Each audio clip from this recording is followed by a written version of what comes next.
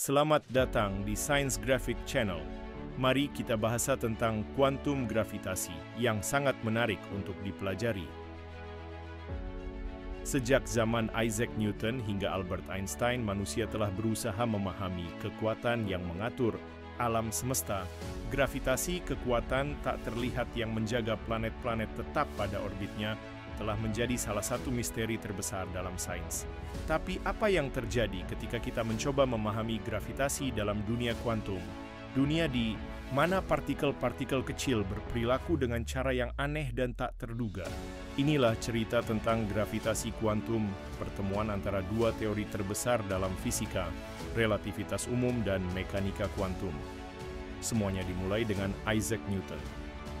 Melihat apel jatuh, Newton merumuskan hukum gravitasi universal. Dia menjelaskan bahwa setiap benda di alam semesta menarik benda lain dengan gaya yang sebanding dengan masanya dan berbanding terbalik dengan kuadrat jaraknya.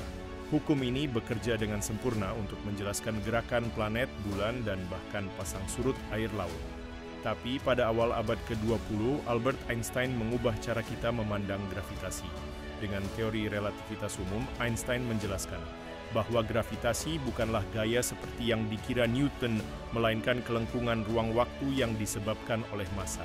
Bumi mengelilingi matahari bukan karena gaya tarik, tapi karena matahari melengkungkan ruang waktu di sekitarnya.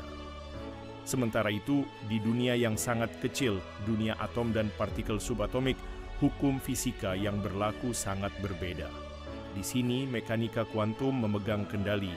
Partikel bisa berada di dua tempat sekaligus, berperilaku seperti gelombang, dust, dan partikel, dan terhubung satu sama lain melalui fenomena yang disebut entanglement.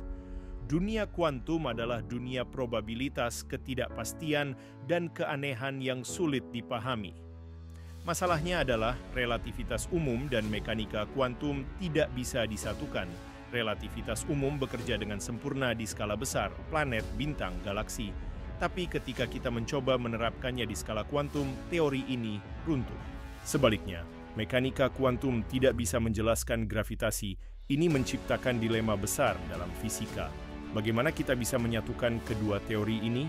Visual ilmuwan seperti Stephen Hawking dan Roger Penrose muncul, diikuti oleh visualisasi singularitas di lubang hitam. Lubang hitam adalah tempat di mana kedua teori ini bertabrakan. Di pusat lubang hitam terdapat singularitas, titik dengan kepadatan tak terhingga di mana hukum fisika yang kita kenal berhenti bekerja. Untuk memahami singularitas, kita membutuhkan teori yang menggabungkan gravitasi dan kuantum. Beberapa teori telah diajukan untuk menyelesaikan masalah ini. Salah satunya adalah string theory atau teori dawai. Teori ini mengusulkan bahwa partikel-partikel dasar bukanlah titik melainkan dawai kecil yang bergetar. Getaran dawai ini menentukan sifat partikel, termasuk gravitasi. Teori lain adalah loop quantum gravity. Teori ini mengusulkan bahwa ruang waktu itu sendiri terbuat dari loop-loop kecil yang terkuantisasi. Ini seperti kain yang ditenun dari benang-benang kecil. Teori ini mencoba menjelaskan gravitasi dalam kerangka kuantum tanpa memerlukan dawai. Tapi hingga saat ini belum ada teori yang berhasil dibuktikan secara eksperimental. Gravitasi kuantum tetap menjadi salah satu tantangan terbesar dalam fisika modern.